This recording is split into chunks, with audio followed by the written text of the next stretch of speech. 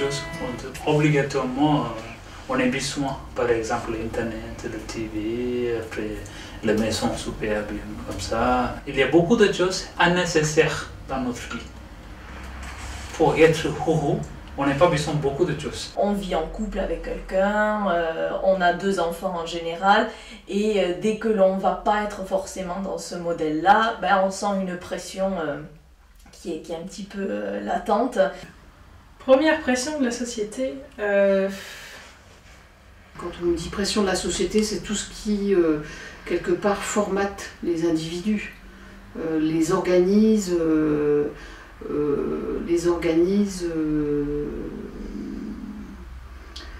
parfois contre leur gré. Les pressions de la société, ça peut être aussi ce qu'on attend d'une vie, disons, bien réussie. Sachant qu'on confond souvent réussir dans la vie et réussir sa vie, ce qui n'est pas du tout pareil. Il faut assumer son envie éventuellement d'être différent et de ne pas rentrer dans le cadre, ça demande une affirmation un peu plus importante.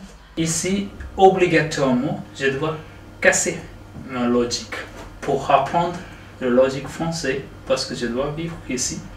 Pour vivre, je dois connaître la logique ou les valeurs de la vie en France. Rentrer dans un moule en fait, dans un cadre. Et quand tu es un peu hors cadre, tu te sens un peu différent et il faut batailler pour défendre un peu ton chemin qui diffère un peu de ce qu'on attend de toi dans la société. Enfin, si je prends l'exemple du cerveau, des fois je me dis dans le cerveau, voilà, il y a des boîtes et on trie. On arrive à trier pour retrouver les choses qu'on a envie. Et j'ai l'impression que le fait qu'il y ait beaucoup de choses qu'on nous apporte, enfin voilà, et bien du coup, j'ai l'impression que des fois on est en surcharge et on n'arrive plus à trier et aller peut-être à l'essentiel de ce qu'il faut pour être bien et avec les autres, avec soi et avec son entourage. Peut-être le regard des autres sur notre famille nombreuse. On était 7 enfants très rapprochés et du coup c'est peut-être cette impression de ne pas être dans la norme. Le caste, c'est une pression vraiment difficile pour les petits. Quand tu étais petit, c'est vraiment différent. Il faut que je sois bonne à l'école. Alors est-ce que c'est la société? Est-ce que c'est moi-même qui me mettais cette pression? Est-ce que c'est mon père? Est-ce que... Là j'ai du mal à dire, est-ce que c'est la société? Peut-être le bac, je sais pas. Ça reste un examen, peut-être, ouais.